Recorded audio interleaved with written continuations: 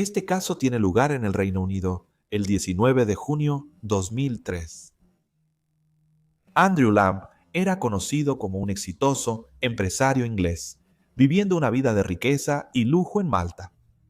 Pero en realidad, él guardaba un oscuro secreto. Su nombre no era Andrew Lamb, era Christopher Gessmore Jr., y estaba involucrado en uno de los casos más brutales y crueles en la historia legal británica. Christopher creció privilegiado y rico. De adolescente, Christopher abandonó la escuela para unirse al negocio familiar, que no era común. Como parte de sus deberes, Christopher aprendería sobre vigilancia y recopilación de inteligencia. Como su padre, también logró éxito en la industria, mostrando aptitud para el trabajo encubierto y la investigación. Christopher demostró su talento al infiltrarse en bandas criminales en Wolverhampton y en un grupo de extrema derecha en Nottingham, colaborando con medios como Canal 4 y British Broadcasting Corporation. Su futuro parecía prometedor y estaba bien encaminado para construir una carrera exitosa en el negocio de la televisión. Sin embargo, el destino tomó un giro oscuro cuando se cruzó con uno de los gánsteres más notorios de Manchester, John Wilson, un hombre con una reputación increíblemente violenta. Atrajo a Christopher al mundo del crimen, llevándolo a cometer actos horribles. También trabajaba con Wilson Bryan Waters, un traficante de cannabis de 44 años que cultivaba plantas en Burnt House Farm, cerca de Cheshire. Estableció la granja en Burnt House con su hijo y su hija, quienes eran adultos, y un hombre llamado Solomon Rasek. Mientras Bryan negociaba para Wilson, mantuvo esta operación en secreto, y la operación generaba alrededor de 3.000 libras al mes. Bryan tenía contactos en los Países Bajos y solía intermediar acuerdos entre Wilson y otros socios holandeses. En 1999, durante un viaje de regreso al Reino Unido desde Holanda, Bryan fue atrapado en un puerto con 20.000 libras en efectivo. Este dinero era de John Wilson. El dinero era, por supuesto, de tratar sustancias ilegales, y debido a que Bryan no podía dar una razón de dónde había venido este dinero, fue confiscado.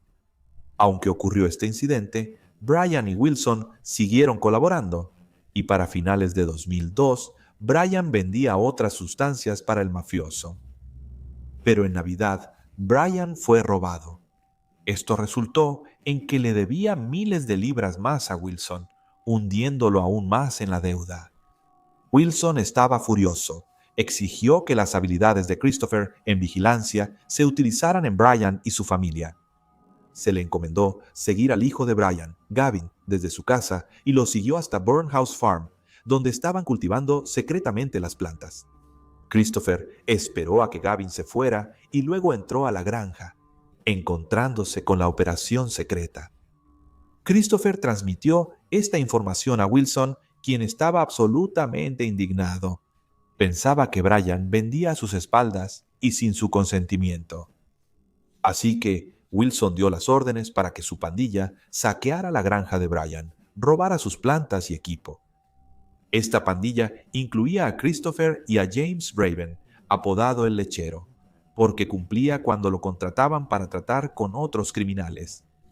También era un hombre algo intimidante, con tatuajes que decían maníaco y proceder con cuidado, y había una razón para estos tatuajes. También estaba Otis Matthews, quien era el hombre de confianza de Wilson y alguien capaz de violencia extrema. Y finalmente David Moran. David no tendría ningún papel en lo que iba a suceder.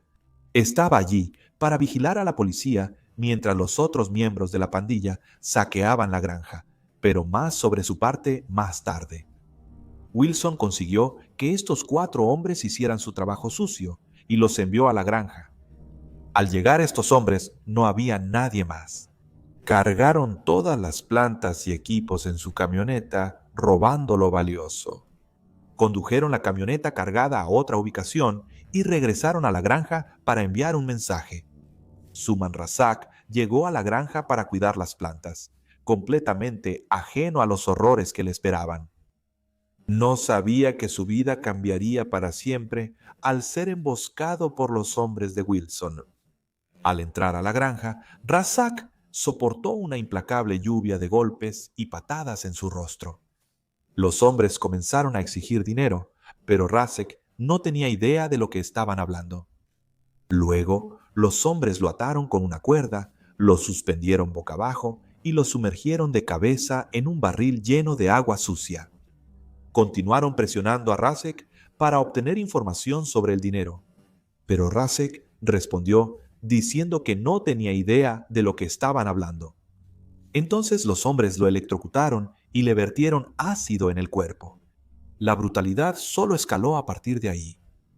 Se lanzó una funda de almohada sobre la cabeza de Razak y se prendió fuego. El fuego quemó sus hombros y cuello antes de que se extinguiera.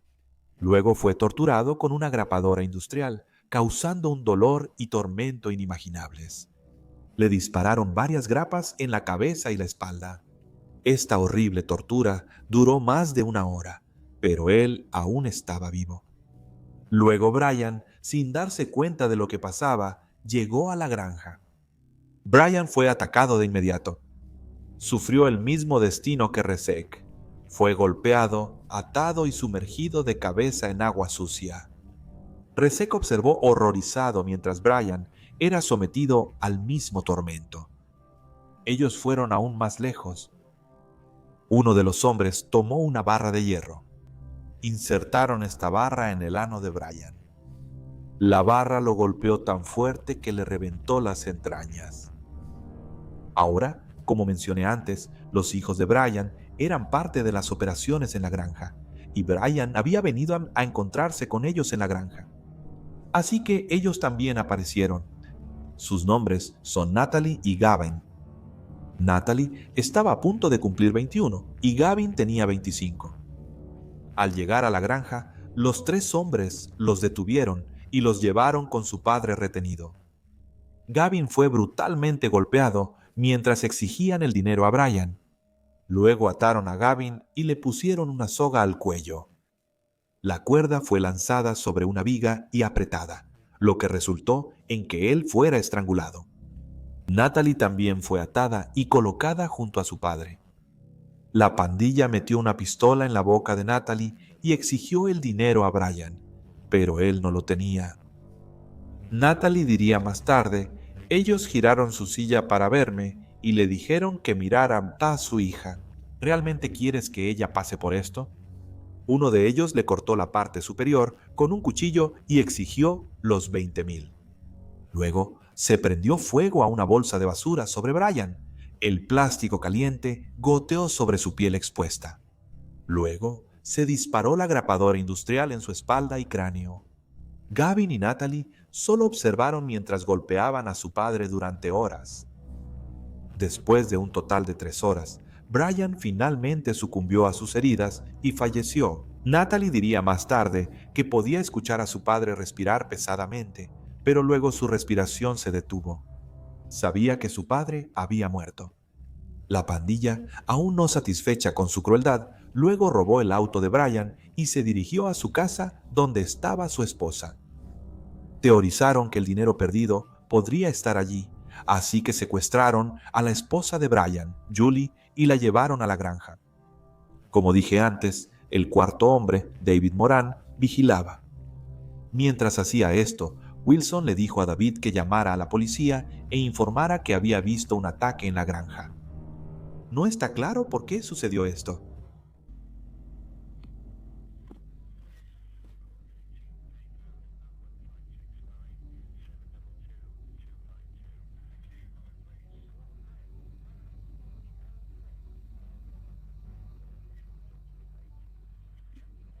Yendo hacia Northwich, es el 8556 que tengo allí y la primera granja. En el lado derecho, creo que son alrededor de 500 yardas, parecía que había 3 hombres golpeando a alguien en el patio. No parecía correcto. Así que si sales de la intersección 18 y tomas el 556, creo que es 18556. A unos 500 yardas a la derecha rumbo a Northwich.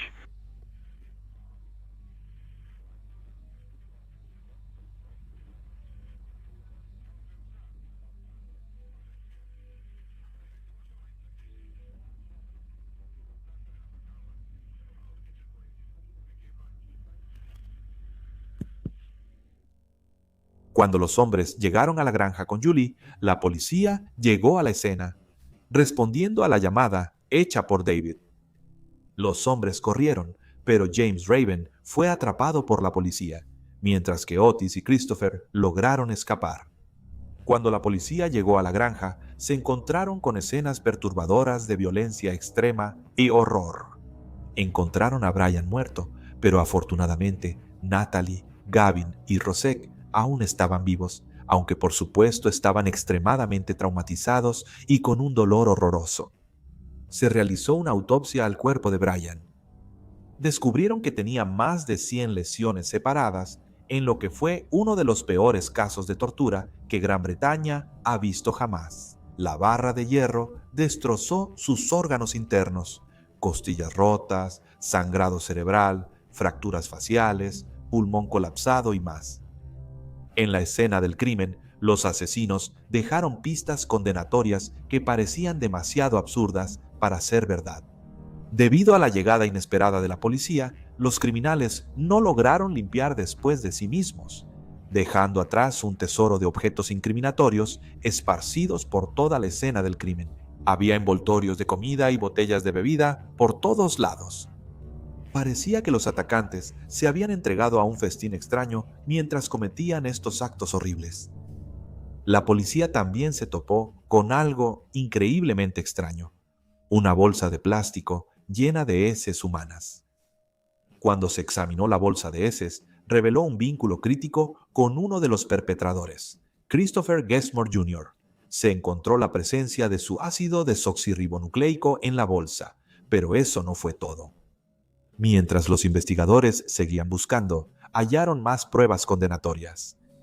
Las muestras de una botella de Sprite, colillas Marlboro Light y un guante hallado cerca de la puerta principal coincidían con la identidad de Christopher. Después, la policía descubrió que Christopher estaba vinculado a Wilson. Con los datos del celular como prueba, hallaron a otros responsables de este crimen. Otis y Wilson fueron arrestados junto con David Moran, el hombre que llamó a la policía. Le dijo a la policía que sería testigo en el juicio a cambio de una sentencia menor y se volvió contra el resto de la pandilla. Luego, la policía fue a arrestar a Christopher, solo para descubrir que había escapado del país. Imágenes de circuito cerrado de televisión lo captaron en el aeropuerto John Lennon de Liverpool rumbo a Málaga, donde inició su vida como fugitivo. Los padres de Christopher le ayudaron a escapar. Más tarde recibirían 9 meses por ayudarlo a evadir la justicia. Christopher desapareció en las sombras, pasando los siguientes años evadiendo la justicia. Sus movimientos entre 2003 y 2007 permanecieron envueltos en misterios, mientras cubría astutamente sus rastros y evitaba ser capturado.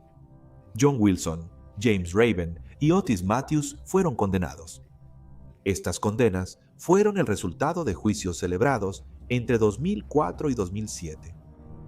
Los tres se declararon inocentes, pero había pruebas abrumadoras que los vinculaban a todos con el delito: pruebas de ácido desoxirribonucleico, testimonios de testigos y registros telefónicos.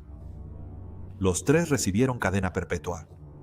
A Wilson y Raven se les dio un plazo mínimo de 24 años y a Otis un plazo mínimo de 22 años.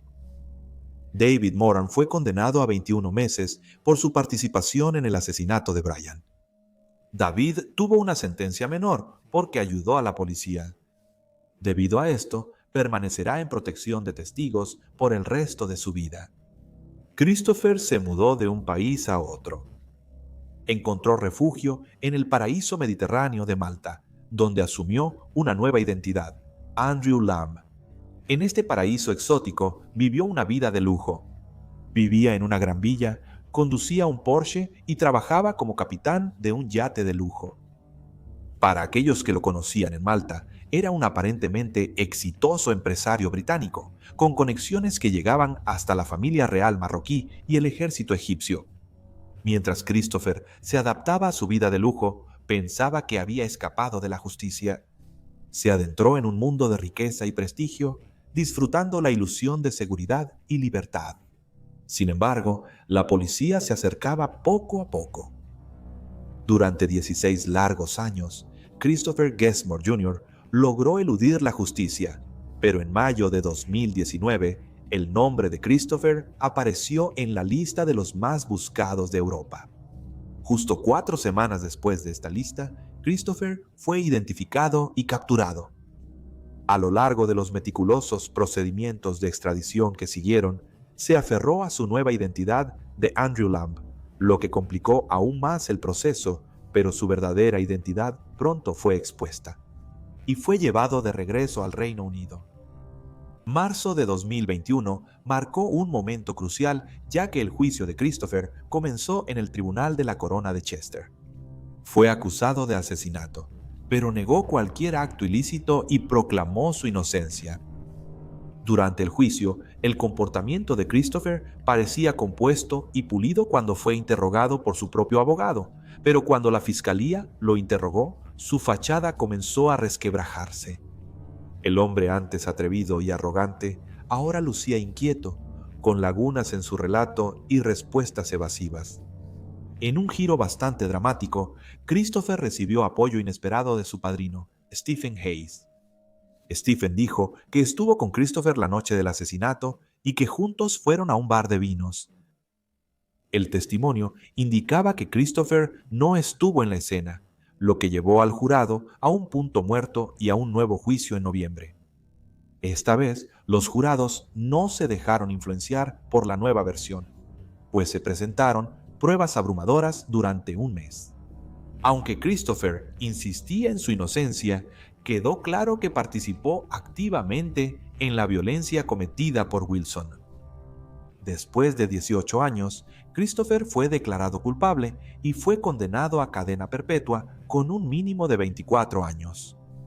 Luego se supo que Christopher y James Raven eran investigadores de televisión encubiertos que investigaban el mundo criminal en nombre de la British Broadcasting Corporation. La British Broadcasting Corporation les pagó 52,000 libras por un solo trabajo, a pesar de que sabían muy bien que eran parte del mundo criminal. El caso de Brian Waters es uno de los más horribles en la historia legal británica y ha dejado un dolor duradero e inimaginable en su familia. Rasek, Julie, Gavin y Natalie continúan llevando la pesada carga de aquel fatídico día, lidiando con cicatrices emocionales y recuerdos constantes.